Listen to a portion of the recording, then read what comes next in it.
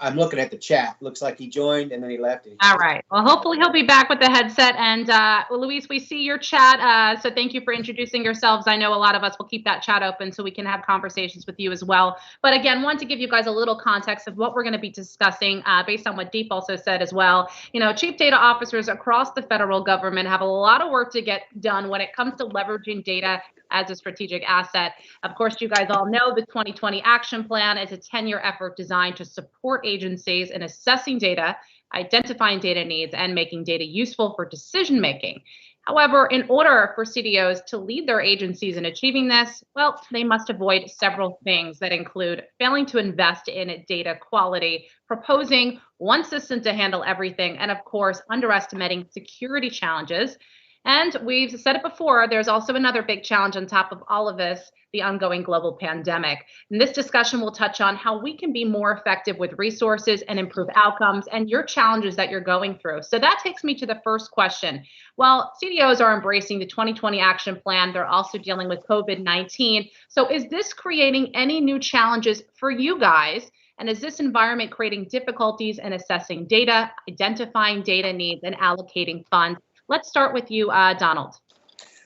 Well, I guess answer is yes to everything. I think, I think your characterization of the issue are spot on. I've been doing HR IT for 25 years in the DC region, multiple agencies, DHS, and now here at State.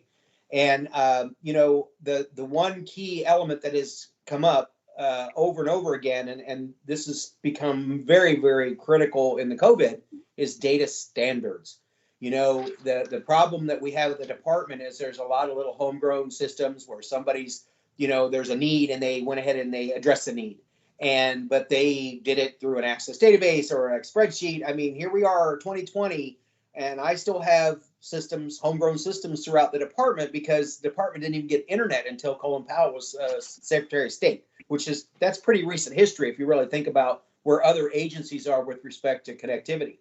So with COVID going on, data standards and data accountability with respect to our HR footprint, like you were saying, where are my people and what are they doing? And when I get 7 different reports coming from 7 locations and all the numbers don't align, all of a sudden everybody starts, spinning around going, okay, why is this number different than that number? And you aren't accounting for this. And what about, so it's been a huge challenge for us, especially with respect to we have to pay every seat that we book on a plane. They were talking anywhere. It could be an average of $1,300 to $1,500 per person that we evacuated. Some of those numbers were even higher.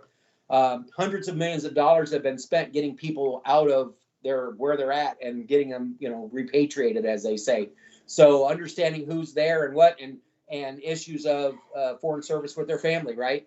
Well, I'm sorry, your orders only said you and your wife. You say you have 2 children, and when we're cutting orders and we're trying to evacuate people, you got to bring the kids too. So, I mean, those are some of the challenges we're facing. And State Department has just recently stood up the CDO office, and we have this organization now called the Center for Analytics, which has started to basically, to your point, combine all these different sources of data and figured out where the alignment is and data standards. We had a big one today on organizational naming conventions because somebody's got a system out there that doesn't align and our data's messed up and we can't make decisions. And if you know the history of our leadership right now, Mr. Pompeo and Bulatao, both of them came from CIA, and Bulatao walked in the door as M and said, I make my decisions based on data. So it's front and center for us daily. Thank you for sharing, Donald. I see it looks like it's resonating with some of the attendees here. Eric, I know you've been in your position only 3 months, but let us know, has the current climate really created some difficulties in assessing data, identifying data need, and allocating funds for you?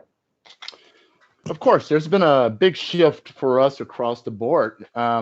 First and foremost, I work in an environment where we had to have personnel inside of a facility to see certain types of data. We've had to do this whole mind shift now where we, in the all coming back to the safety of our people, we don't necessarily want to bring everybody in together at one time. So what does that mean? How do I limit some, but give them access to data that can't leave that building? So we've had to think outside the box. I mean, we've gone to VPN solutions, we've gone to Cisco solutions, Citrix solutions. We've put defensive layers where it's one solution on top of another solution on top of another solution, multi-factor authentication. So we put some things in place to give people access to some information to help us do our job. So there was a shift there, and plus the generation that's ahead of me has always had that mentality: if I can't see you, then you're not doing your job. So we've had to change some things there. The millennials are great. Working from home is a part of their lifestyle now. So it's bringing that generation gap together. I still need to get the job done. Let's meet in the middle and keep the data safe at the same time. So it's a multitude of layers there, but it all comes together in the middle. Well, that's great. Anne, would love to hear from you at the FCC and kind of the difficulties you've been going through. Sure. So I think that the current situation has shown that there is a great need for something comprehensive like the Federal Data Strategy and the Foundations for Evidence-Based Policymaking Act, simply so that government agencies can share with one another. And that is one thing that we've struggled with a little bit. We're in the business of telecom, and we have a COVID telehealth program, and we wanted to target the hardest hit areas and use other measures to determine where the funds would be most effective at supporting COVID's support for healthcare providers. And it would seem to me that while we are working on better, we're working on formal sharing groups, and there is work that has begun for sharing tools, that we're still so early in all of that we are still relying on our personal our personal network. And so I had to call up folks that I knew at CDC and HHS, and they weren't always the best person to talk to. They might have had useful information. Do I stop there? Do I keep looking for someone else who might have better information? And then you find that someone at my agency has already reached out to this person and that person. And so it becomes important for everyone to share a singular platform on which to find the right people, find the right subject matter experts, and to find the right data. And that's particularly important in a crisis like COVID-19. Of course. No, thank you for sharing that. Anne, would love to hear from you now, Jose, on what you're going through and the difficulties that you may be experiencing in assessing data, identifying data needs, and of course, getting those funds. Jose, do we have you here? Not sure if you're on mute. And Jonathan, I know we also have you on the line now. I think you might be good as well. Let's see if your audio is working. And would love to hear from you, Jonathan, on how you're also dealing with COVID-19 and if it's creating new challenges for you. Mic check. Great. We hear you loud and clear, Jonathan. Glad we got you on. All right, let me get on video. Oh, yeah. That's all right. It's one of those days, right? I use Teams every day, and I've never run into any of these conditions. That's all right. But please yes, share with us. my name is John. Yes, my name is Jonathan Hughes.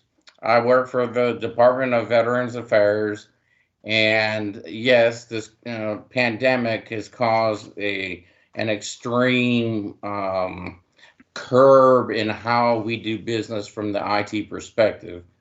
And we've taken on several ventures to ensure that, those that there's a bunch of categories. Okay.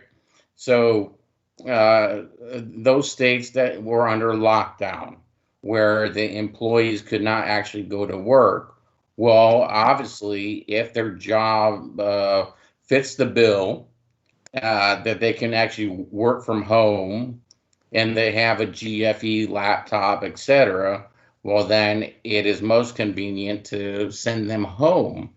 Now, what we've done with PoE, personally owned devices, we have Citrus Access Gateway. So we use CAG. So we've implemented CAG a long time ago. But what we found during the initial stages of the basically the shutdown is that we were basically overloading the perimeter of our network, and at many points we had to reach out to vendors such as AT&T, Windstream, to basically upgrade our bandwidth capability.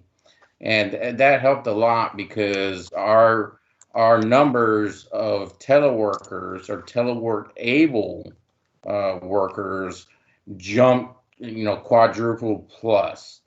And working within the teams, within the WAN infrastructure, and within CAG, and plus the VPN, which I normally use as I'm 100% remote and have been since 2013, and that's how I accomplish my job.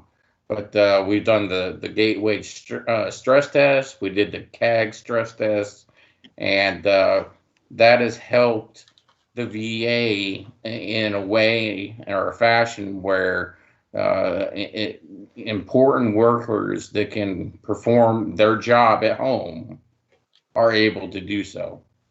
And usually this kind of stuff takes 6 months and years, especially when you're talking about bandwidth with AT&T, setting up the fiber structure, setting up all that. But we've gone leaps and bounds to ensure that this was a hot priority, and amazing things happened during this initial stages of the pandemic. Thank you for sharing, Jonathan. I don't know if we have Jose's audio working again. Jose, did you want to check it quick to see if you can share your challenges? All right. If you guys are having problems with your audio, feel free to enter your challenges, your answers to your questions in the chat. I know, Dr. Luis, you've been great. I'm going to read actually what you have here in the chat, so just everyone knows what you're going through. You said major problem you're facing is protecting endpoint devices, especially now under the current telework situation. And even when no GFE are allowed in regular conditions, you guys found that authorization is needed in some cases, and those are not welcome. As per VPN, we have that under control most likely. The problem with endpoint is that until devices does not report, there is no much we can do. So thank you for sharing that challenge. And Deep, now I want to kind of turn it on over to you. We've heard a lot of different challenges. Do these resonate with you? And how are you really helping your customers kind of move forward, especially in this current climate? No, I mean, I think that this is such a great conversation, simply for the fact that, as Eric and Donald and everybody, they were just talking, it seems as if it was resonating for different projects that we're working with. The current climate has provided a huge amount of challenges all throughout the federal and of course the state and local government areas as well. What we generally see is the rise of virtual technology. So when we start talking about the idea of how do we create some connectivity and integrate our data out to virtual settings, you see a huge amount of rise in leveraging programs that weren't really leveraged as much as they should have been in the past. A really good example of that is like CSFC using NSA encryption and SecureView for the United States Air Force, and providing data down to the user level just by creating a VDI solution. That was just one example of that, something that just recently came up.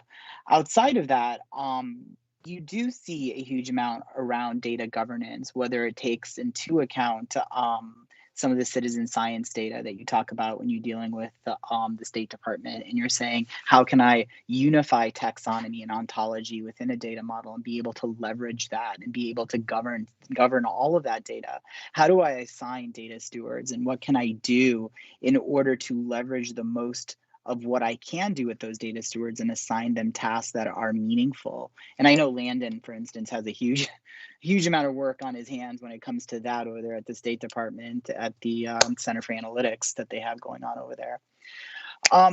But it's also interesting to kind of take a look at history as well. Like back in 2001, I think Department of Homeland Security, alongside John Hopkins, alongside the CDC, I know the Center for Strategic International Studies was a part of it as well, orchestrated an exercise. And I think this exercise's name was called Operation Dark Winter. And Operation Dark Winter was interesting because it was really focused on a bioterrorism event.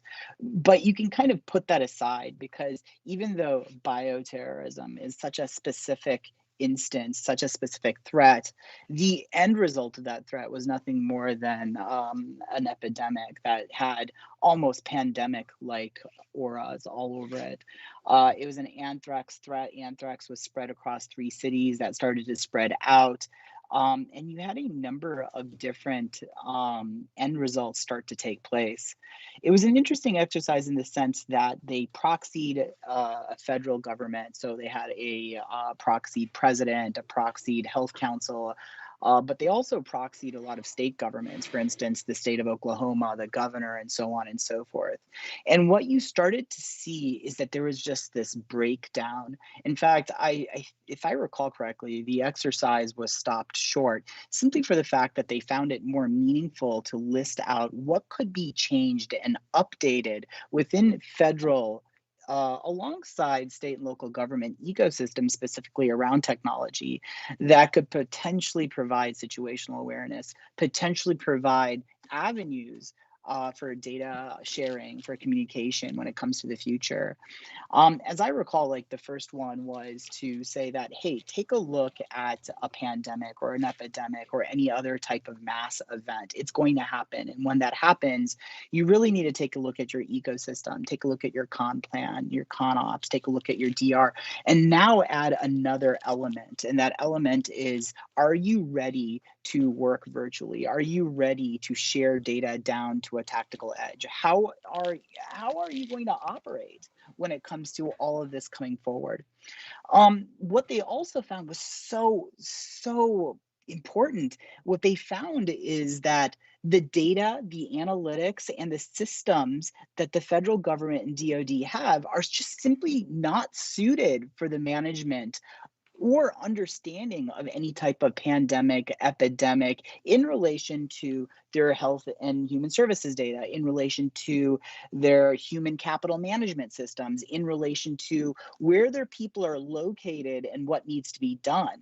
The analytics just are not there. So if an emergency comes up, you're going to have to start to create all that. And by the time you're done with that development cycle, the pandemic will have blown over. Another thing that I thought was kind of interesting was surge capacity was thoroughly analyzed by Dark Winter.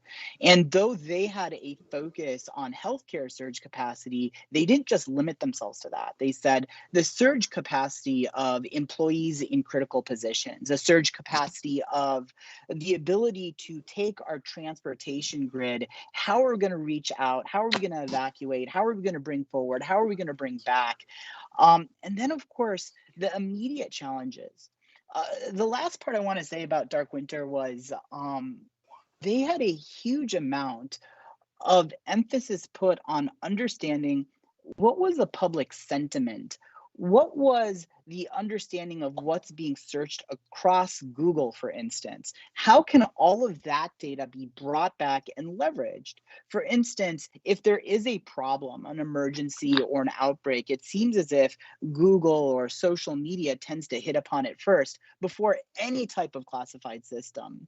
I remember when I was in the military, whether you talk about classified work product or you talk about open source intelligence, there's always been this shifting role. But in the modern sense, a huge amount of information can be gleaned from open source intelligence. And through that open source intelligence, it provides contextualization to all the internal systems that exist within government.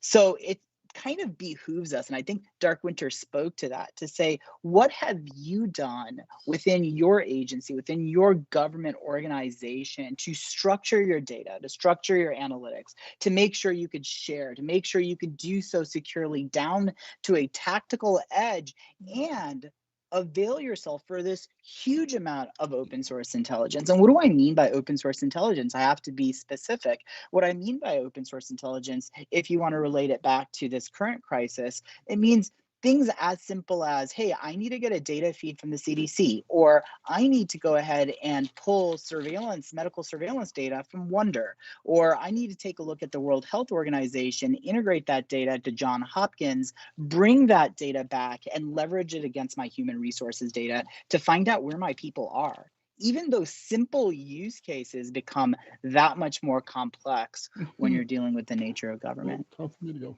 Thank you, Deep, and I love your energy. I think that really resonated with us all, and it really takes us into our next question, which is kind of, with the ongoing pandemic, how is it really going to affect your data modernization journey? Is that going to take a hit? And most importantly, how do you think it's going to affect an agency's data-driven culture? Would love to hear from you first, Anne.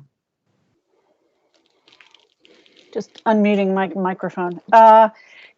So as I mentioned earlier, I'm working on business as usual. And so we are moving right ahead with our modernization efforts. And we have everything going from proof of concept projects to all the way through to our data warehouse, which will bring data in as a service and bring analytics as a service. And as you were mentioning, Deep, bringing the tools to the data and having it all in one place, and then being able to publish that out to the users of the platform as well.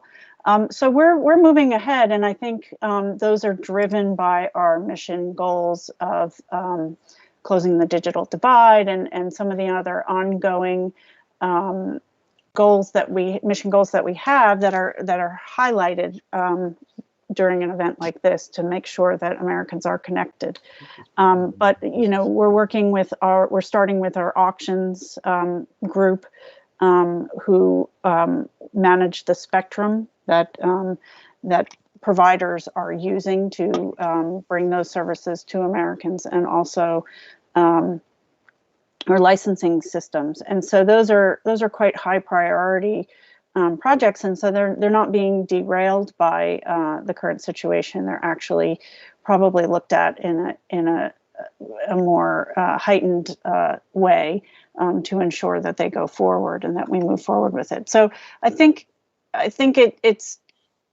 we're moving forward as we always have, and I feel proud of my organization for having jumped into full-time telework for most of the agency, except for any of the sensitive areas, pretty much right away. And the leadership that my chairman and chairman's office showed in getting us all to that place. And so that by being able to, and that was attributable in part to the work that was done under our former CIO before this chairman came on board, bringing us into the cloud. And giving everyone the ability to work basically from wherever. And that was, I think, really important to being able to hit the ground running. We are able to work from home pretty much right away. We all were. And so we were able to just continue with the projects that we were working on as if this hadn't altered our business landscape. So. I'm glad to hear that you guys are really moving ahead with your modernization efforts, but I don't know if that's going to be the same story for all of you. Donald, would love to hear from you now on how everything is affecting your data modernization journey. You're on mute. All right. All right. Oh, that's good. That's good. I would have to say, I joke with some of my colleagues that State Department couldn't even spell telework before the pandemic. Okay. Ooh, ouch. We had no infrastructure in place. We had nothing. You know, it was funny when you were talking about, you know, this quick, rapid movement to a telework environment. We had a capacity, so we have about 35,000 foreign and civil service and another 50,000 local staff globally. We had the capacity for 5,000 people to remote in through. And that was a very specialized situation, circumstance, virtual VDI environment, you know, to give them access to our network because, you know, we didn't even do cloud before 2017. So they immediately doubled that to 10,000, which still is a 60% deficiency. And typically by 9 o'clock in the morning, the entire infrastructure became unusable because everybody was trying to get on it. So we went with Microsoft kind of jumped in and came to the rescue. We did this proxy application thing where we're doing everything through a browser. But as a doctor pointed out, now we have an endpoint problem because now I have sensitive personnel data and they can literally click a button and download it to their local computer. Because, you know, so in our haste to get everybody working remotely, now there's this scramble to pull back and, you know, but just to kind of give you a metric, it took us 5 weeks, 12,000 man hours to get our systems online. So basically on March 6th, these guys rolled into my office and said, you know, we think this pandemic thing is going to be a real deal. I've got a portfolio of 70 applications. And we started on March 6th. And as of April 10th, I think, we had every single system online primarily through the proxy capability, because that was the only thing that had the capacity. And prior to that, and my developers, we have a segmented development network where they could not access it from home or remote at all. It was completely walled off from everything, an enclave, as they call it, because we're considered a high value asset and we're a national security agency. Even our development network is completely off. So that 3 weeks of negotiations with our CISO and getting a whole bunch of smart security folks in the room, and we ultimately ended up allowing remote desktop access for all my entire development team to get into our networks to continue our development, as Ann was saying about the whole business as usual. So you know, my labor calculation, the cost for us to get there was almost $2 million. That we had to spend, and that was unexpected, unplanned, right? You know, I mean, I just had to literally take 140 contractors and go, okay, go fix this problem, which they did. To everybody's amazement, we're 97% telework now at the State Department. HR is running like a clock. We have no issues. So we managed to get over the hurdle. And then, of course, some of my systems are 20 plus years old, and I've been trying to modernize for the last couple of years. And this threw a big monkey wrench into the middle of that. And then, of course, because of COVID, the procurement process is completely blown up. So I've had a procurement in September that I was working and I was like, I'm almost there. And then boom, this pandemic happens and everything stopped. Contracting officers not even returning our phone calls now. So I'm desperate to do modernization, but we're still, you know, the one thing that if you're managing an information technology kind of footprint like I have, there's always opportunities to align and prepare. So what I did was I basically told the team, let's refocus inside. We have what we call our schema cleanup project. So we went through and we identified all the PII and all of our databases, because the old way was shoot from the hip, Wild West. Oh, need a new system? Copy the PII data from in a separate schema over here and then continue to do it. And then write some back office job to update things every night. Well, I inherited 700 integration data points with our personnel platform when I took over, supporting these 60 systems. Plus, we feed diplomatic security. We feed the Foreign Service Institute for all the training and everything. So I said, okay, well, I want real-time as a service kind of data feeding, right? So that, because everybody would complain, I just made this change. And we're like, wait till tomorrow morning. The batch process runs tonight and it'll be there. And, you know, people are like, well, this is not good enough. So now we're doing data real-time web service APIs, and I'm literally pulling these schemas out and eliminating any of the redundant data, and then going straight for, okay, you need personal information? Fine. You give me this unique identifier. I give you the data. You don't persist it. You just show it. And then that way I can control where my data is housed, who actually can touch it, and they don't persist it elsewhere, which creates a security hole. So that's kind of how we're managing our modernization effort right now. Wow. Yeah. And I know you just kind of wrote in the chat that you wanted to also make an additional point. Not sure if you also want to make a point after what Donald just said, so feel free to chime in now. Yeah, I think the modernization part is the organization's ability to set up an entirely new program, take in applications, review them, get the data out to other agencies from that application. Anything we intake about telehealth benefits other agencies, but we just don't have the time to structure the data set in a way that then becomes useful to others. We might be able to clean it up after the fact, but I think as we see these kinds of events happening in the future, and they will, I mean, we don't know what they are, but they will, being able to quickly turn around an entirely new system for an entirely new program is very difficult, and it's probably not the only we're probably not the only agency experiencing that. So I just wanted to, it's not modernization per se, but I think there is an element of having an out of the box service. I mean, we're using ServiceNow and that's out of the box, but there are probably ways in which we could better prepare for that sort of eventuality in the future. And I think a lot of other agencies probably would benefit from that as well. Thank you for sharing, Eric. And I want to turn on over you, Jonathan, just kind of see if, how your data modernization journey is going. And most importantly, how do you think this is all going to affect the agency's data-driven culture?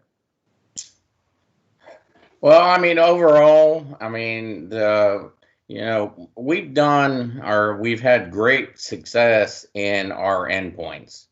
I want to reiterate, those endpoints aren't just a VPN, a secure VPN using GFE, government furnished equipment that, someone takes home, but we also use or take advantage of personally owned equipment where they CAG in our Citrix Access Gateway where they have a desktop.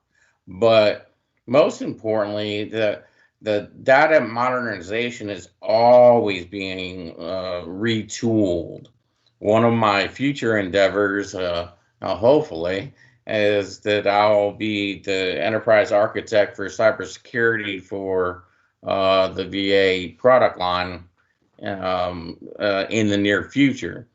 Now, there's many areas when you, speaking of telehealth, our telehealth usage had been climbing, slowly over the course of the years. And then all of a sudden we realized this big jump. I mean, it was an incredible jump, which is also ultimately good for the veterans. And the reception that was given back to us was great. I mean, they had a fantastic experience. They were watching their children, etc.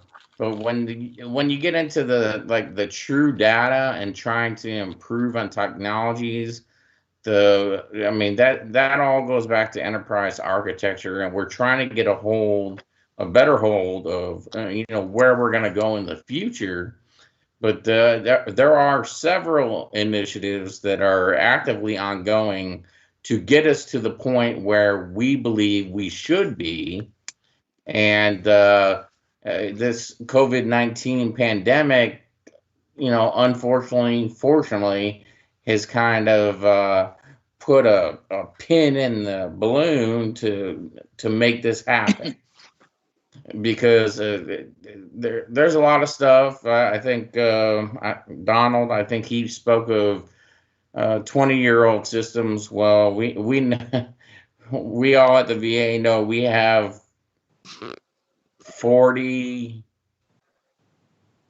60-year-old systems that we're trying to modernize, but they're Jonathan, close to do guard. I have a deal for you? Fortunately, those mainframes are well guarded, by newer enhanced technology now. So it's great to have that framework around it, but getting to the meat and potatoes of modernizing that, it's going to be an issue one way or another. I mean, look how many veterans are in this country. I'm one of them. I'm a disabled veteran as well. And, of course, I don't want my PHI data spilled out there, PII and stuff like that. But we've made great impacts to our employee visibility into our data from remote locations using secure methods.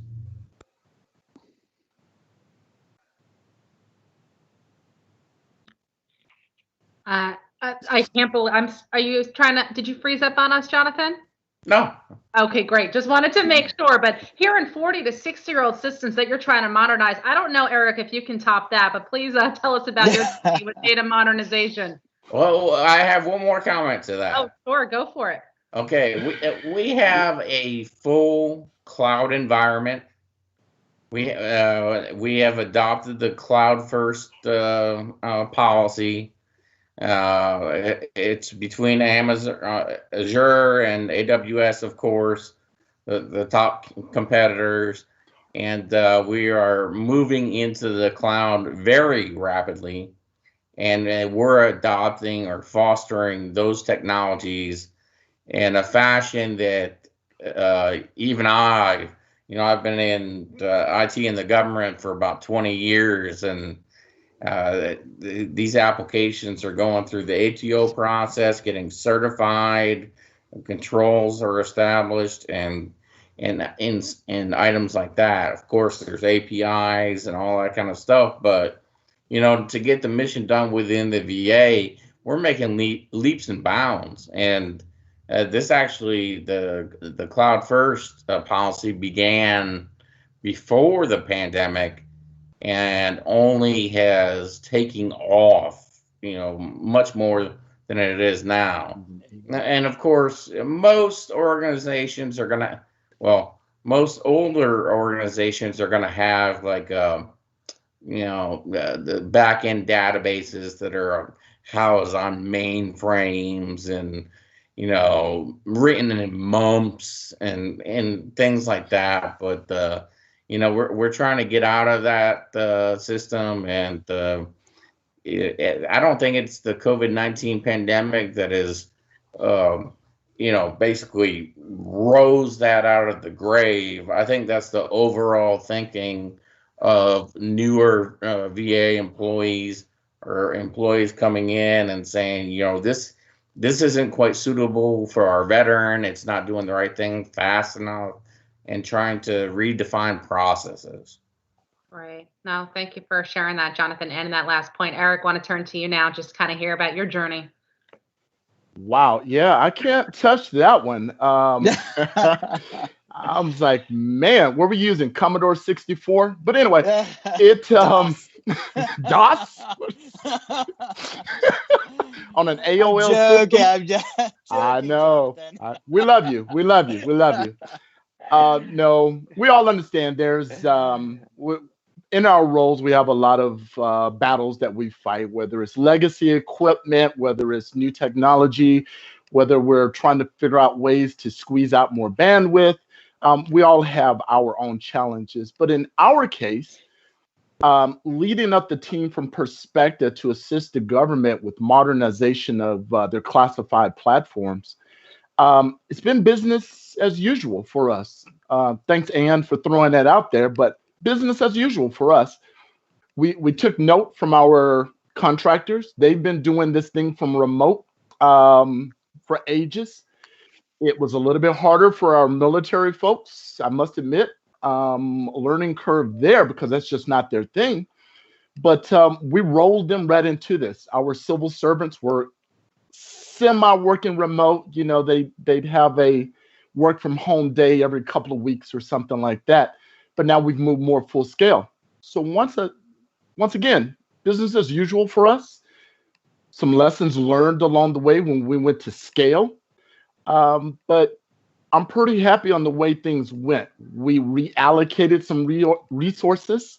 We took laptops that were meant for training and TDY and special projects, and we used those to send people home. We already had the software in place for VPNs and multi-factor authentication and other layers. So business as usual. We put some special processes in place to limit the personnel, but I feel pretty good where we are right now.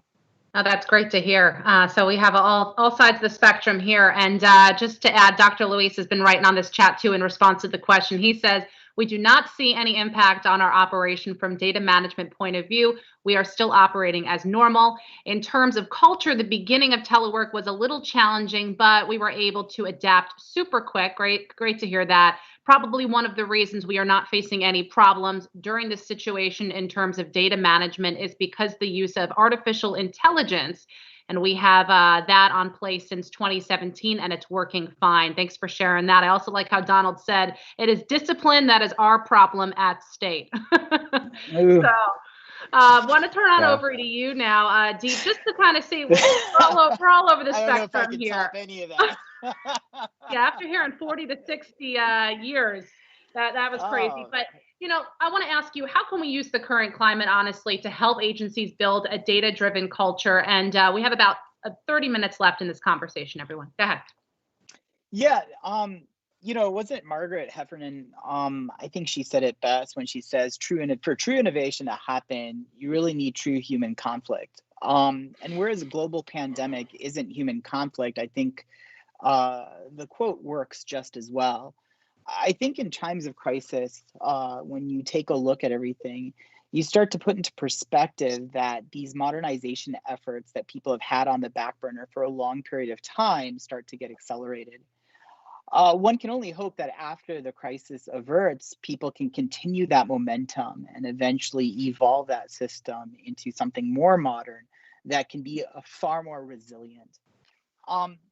I've been taking a look at smart city architecture as of recent, and it seems as if there is a shift when you talk about smart city initiatives that were really, really emphatic upon data sharing and data integration, and then they start to transition to data resiliency and to say, how can we be resilient in times of crisis?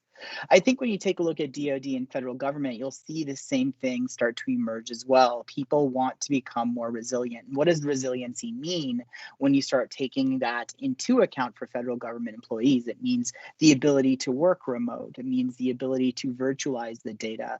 That means to take the systems that are 60? Did he say 60 years old? Bring that data. I point that out because you talk about a system that's 40 years old or 60 years old. It is a monumental task to migrate that data. I think from a commercial perspective, everyone takes a look at that and they say, oh, hey, you have a cloud, you have all these projects, just put it into the cloud. There does not exist an emulator where you could take that data or that system and toss it up into a cloud. It's a huge level of effort to do that modernization. And I think that needs to get done. And when you talk about a VA, being a veteran myself, I take that to heart. I take that those systems are very important. In fact, when you talk of critical infrastructure and you talk about population to which infrastructure is lacking and who've been highly affected when you talk about a global pandemic or even epidemic here in the United States, you see veterans always making their way up to the top of the list. So once again, I think that the modernization efforts that they have in place need to be accelerated. Now, outside of that, what I think is the most important thing that people can kind of start to realize when it comes to all of these efforts that are taking place during a global pandemic is a culture shift. For a long period of time, when you talk of expectations, and I always have this saying, so if Dave Kelly, my coworker, is probably on the call somewhere, but I have this saying about government and federal and DoD. And here's how the saying goes. It seems as if a lot of people who work in IT when it comes to government are forced to leave their expectations when it comes to technology in the parking lot when they go to work. At home, they have all these things, right? At home, they have Google, where they can search anything and federate a search, bring it back. They have the ability to get on Skype, Zoom, or do anything when it comes to FaceTime and have that communication with their friends and family.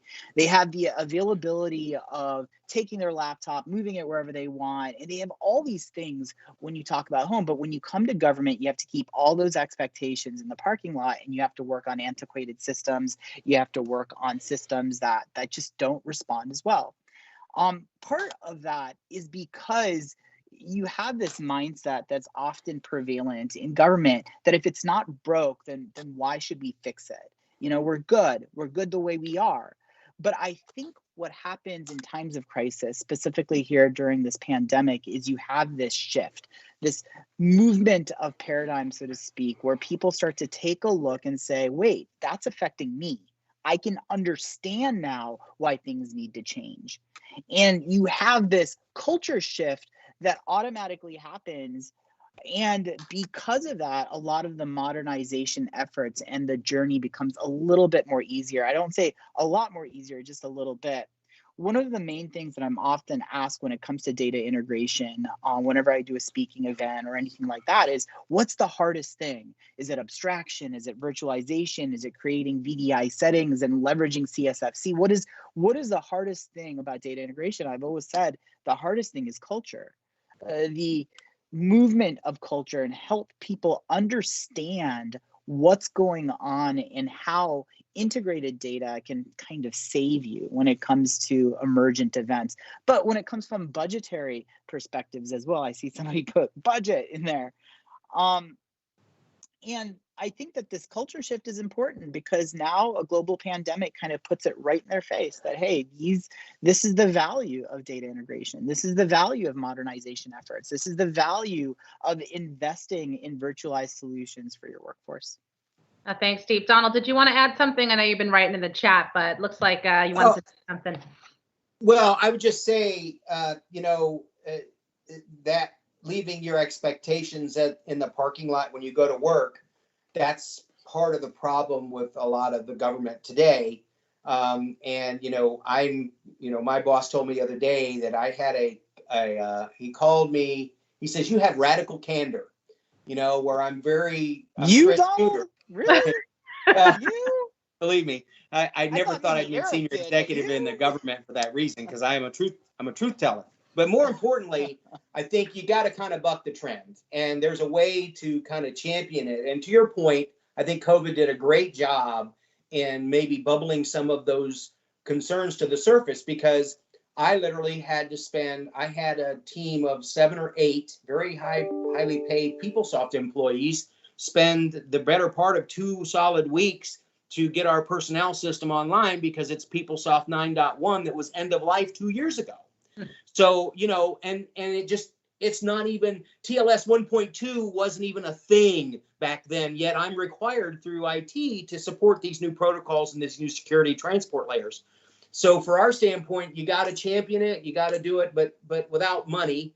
My famous quote from my former boss was, a vision without resources is a hallucination, right? I'm going to write that down. Yeah, because you can sit there and envision the greatest architecture on the planet, and unless you get it resourced, and that means budget and people and time, my O&M budget has been flat for 5 years, and it's close to $30 million a year. So I only have enough money to keep the bubblegum and baling wire stuff working, not enough money to invest in new technology or carve out a few people to go work on something fresh and new. And I literally, in the last 3 years, that's what I've done. I said, fine, we're going to suffer some pain. You 3, go find me something new. Go find some modern technology that we can leverage as an organization to help improve it. And our service delivery has improved immensely, but it was really back-ended by me just beating into everybody that customer service matters. Even though the systems are broken, if people feel like they're being heard, they're not as harsh on you as if they go into a vacuum and you put in a request and it takes a week for them to go, are you still having problems? So those are the challenges that we're facing, but it's so incremental right now. It's just little itty bitty steps, but we're getting there. So At least you're getting there. Slowly but surely. In the interest of time, we're probably going to get to one more question. So really interested to hear your thoughts. Eric, we'll start with you on this one, which is kind of how are you getting value from existing data to enhance and improve strategic decision-making across your agency? And of course, what are you looking to do more of in the future? So in the future, we're just looking to expand on some of the projects that we have already. There were some things in the works that we kind of put on hold when this whole COVID thing kicked off. I have oversight of 3 different agencies, I guess you would say. So most of my analysts work in what's called the insider threat spectrum. So as we take data, we're feeding it into that department. We have a great body of analysts on that side of the house. It's one of those departments where you can't really access that information from home. So what we've done was scale back on the amount of people coming in and out of the organization. So from an access point of view, just as I look forward, better ways of accessing the data. I don't know how much further I can go down that line with the sensitivity of data. So in that area, it is what it is. But as far as advantages, we're going to keep pushing right along. We've got more projects in the works. We're looking at bringing in some new technology. I saw in the chat sessions there, AI. We've implemented AI on one side of the house, helping us to understand and see some patterns in the data that we already have. And so, like I said, moving forward, business as usual. You and Ann are on the same page, and I want to turn to Ann now. Kind of. Also, just how are you getting value from existing data, and what are you looking to do more of over at the FCC? So we're starting to look at we're starting to get to our the foundation. The foundational activities. So right now we're looking back at mapping our data. So the enterprise architecture software that we're implementing is working alongside these modernization efforts for our larger systems. And we're starting to feed it with those first, but we're also looking to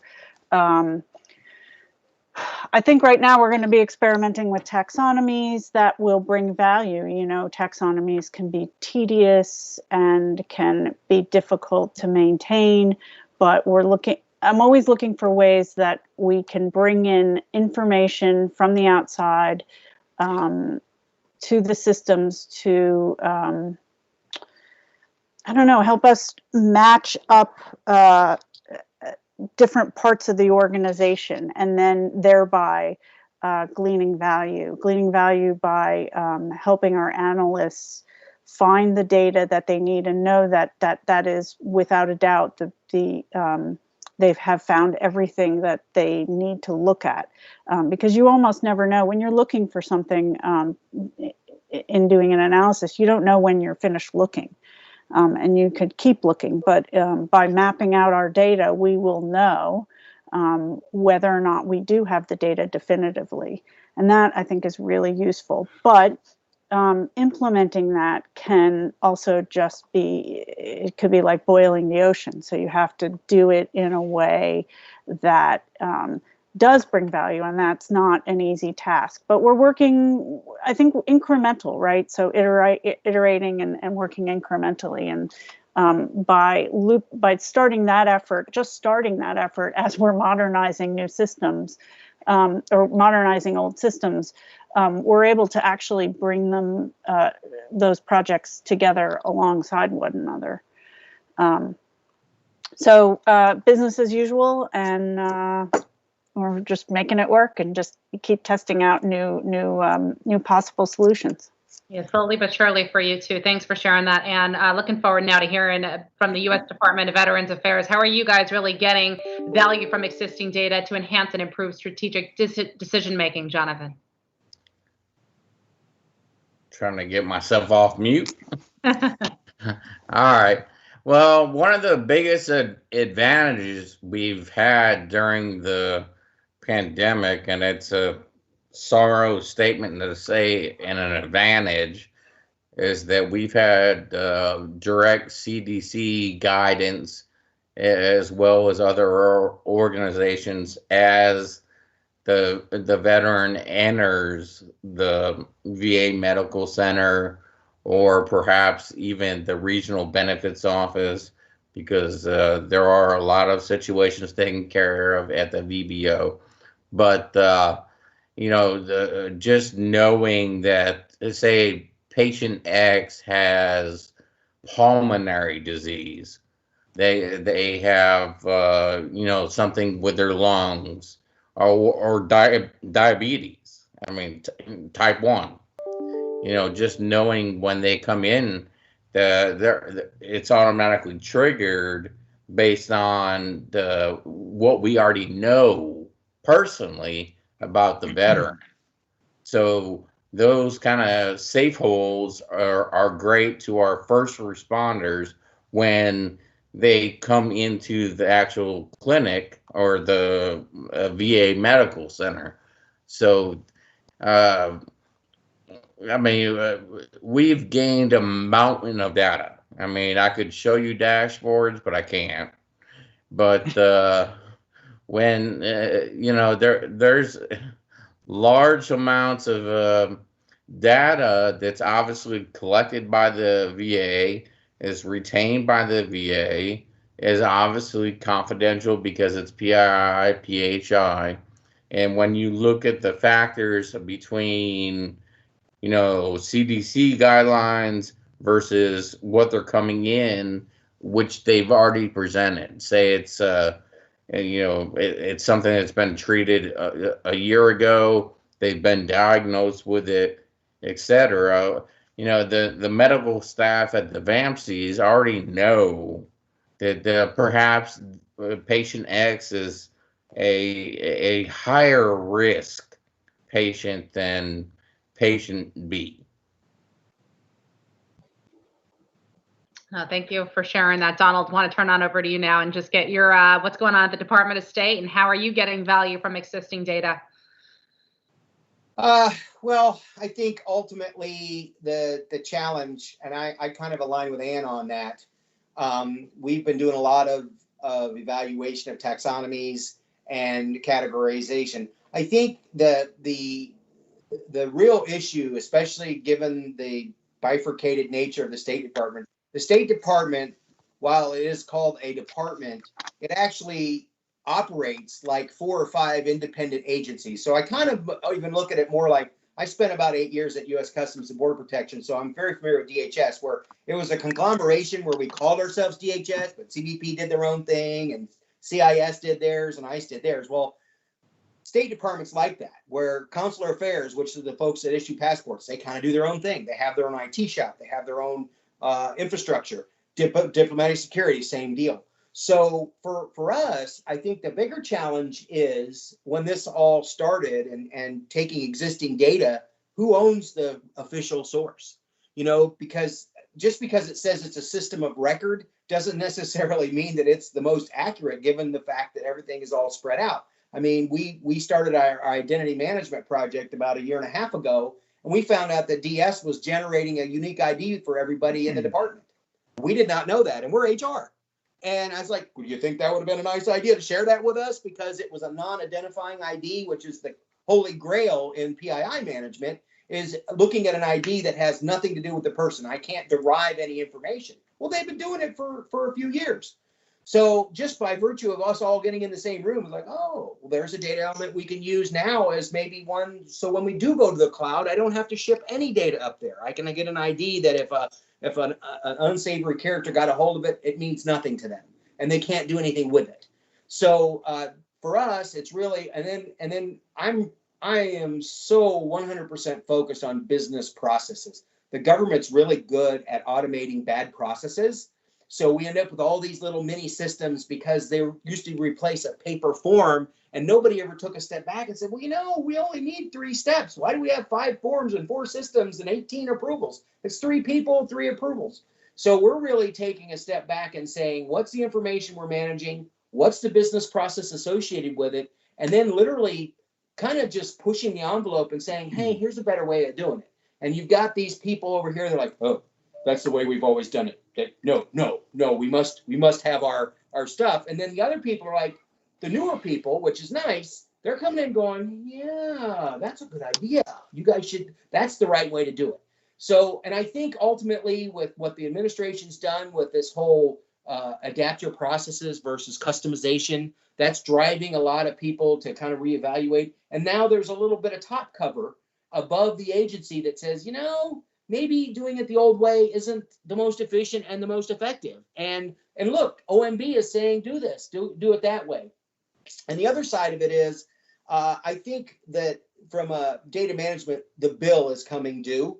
You know, we've been trying to upgrade our personnel platform for 5 years. Every budget request, we need to upgrade our personnel system. Nope. So last year I said, okay, I'm end of life. According to information assurance, I am in violation of security rules, and I have an old system, and you haven't given me any money to replace it. And I can't do it with my existing budget. And then magically OMB gives me an extra $15 million, which now I can't get through any kind of procurement because of COVID. You know, so I ended up giving up the money at the end of the year because I can't spend it. But October's around the corner. Yeah. Okay. Yeah, they did a cost analysis on that one. They're like, there's just no way Donald can spend that money in time. Oh, Jonathan, I know you've been writing in the chat. What comment did you want to make over to Donald's point there? There you go. It's off. I see you going back and forth. All right, I'm trying. All right. So as I mentioned in the beginning, I actually support the enterprise personal identifying verification infrastructure solution. So obviously that's a 2FA.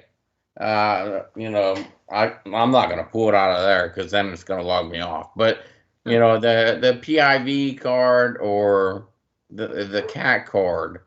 We're also going into, we're looking into contactless CACs or PIVs.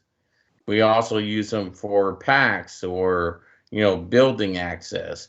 One of the things, the major things that the team has done during this process is we've implemented multiple authority-driven variations. So let's say, Don, you cannot get to your issuing facility due to state rules, regulations.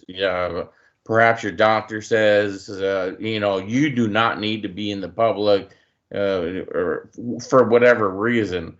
Well, the VA has undertaken a few major projects to enable you to renew your CAC or PIV remotely based on identification features. There's an actual process.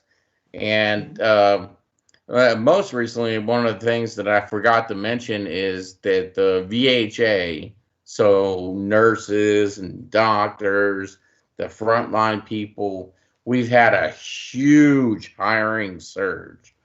Well, one of those things is, you know, when they apply and they're actually, you know, selected for a position in the VHA, you know, the health part of VA, is this huge admin hurdle to get through, to get a AD account, to get an email address.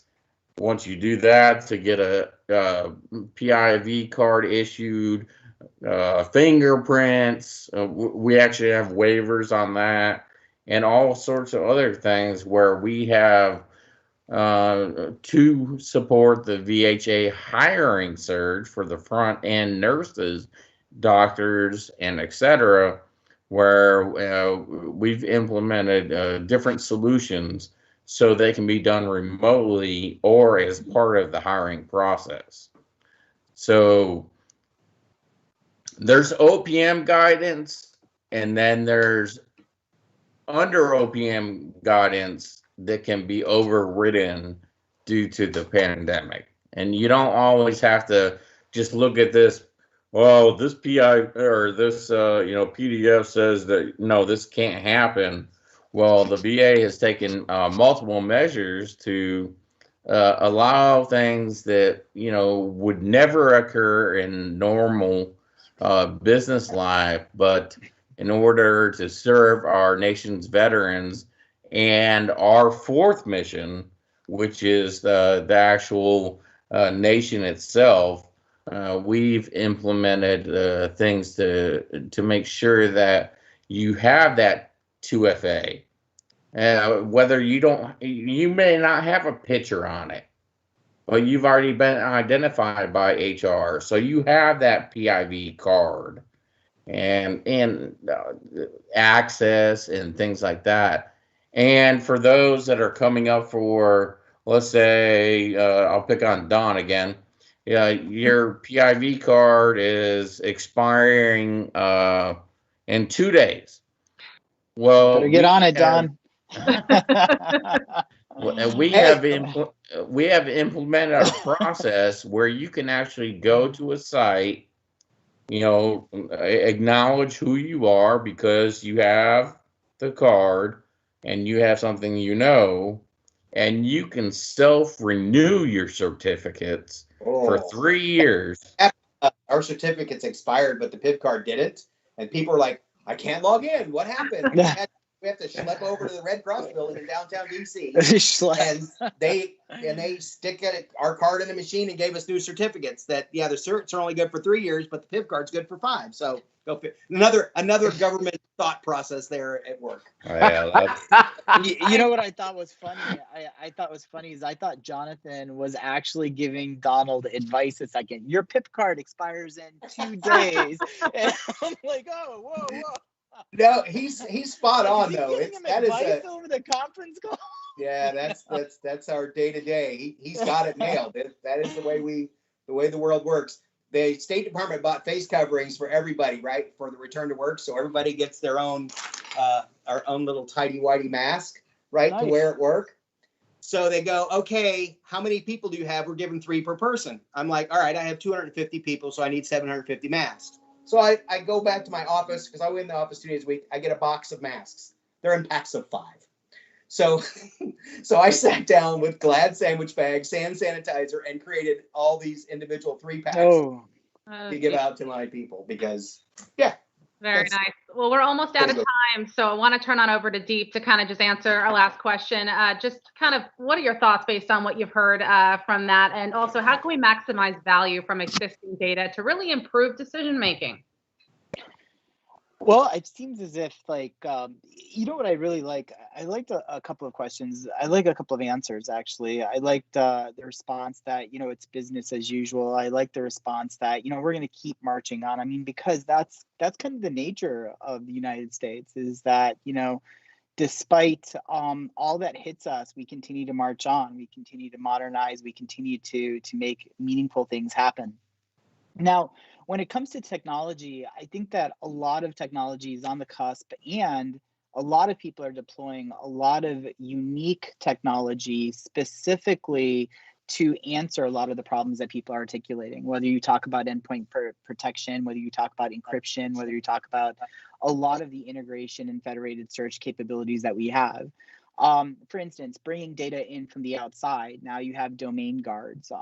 Heck, AWS has a service called, what is that service called? That allows a domain guard from unclassified systems into classified systems. Diode.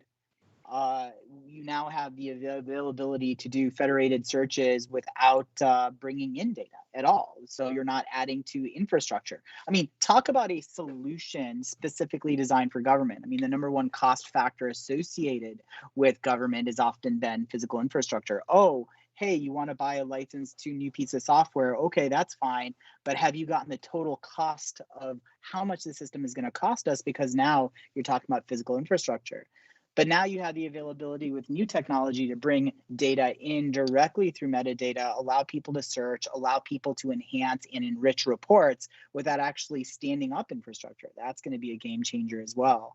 Whether you talk about pure abstraction or you talk about pure data virtualization. And then you see the rise of the cloud. I mean, for so long, such a long time, the cloud had been just a no-no word, just a word that the government didn't really want to get involved in. And sure, they put a face forward to say, yes, we are modernizing. It's in our strategic plan to do so. But I think crises like this, and even the discussion that we've had today has made it self-evident that people are transitioning to a cloud environment, whether it be because of redundancy, because of DR, because of resiliency, or simply for the fact that there's so much that you can do, whether you're talking about SIPR, whether you're talking about NIPR, whether you're talking about Five Eyes, whether you're talking about any one of the different nets that our government has to deal with. So, you know, that's kind of my 2 cents in it.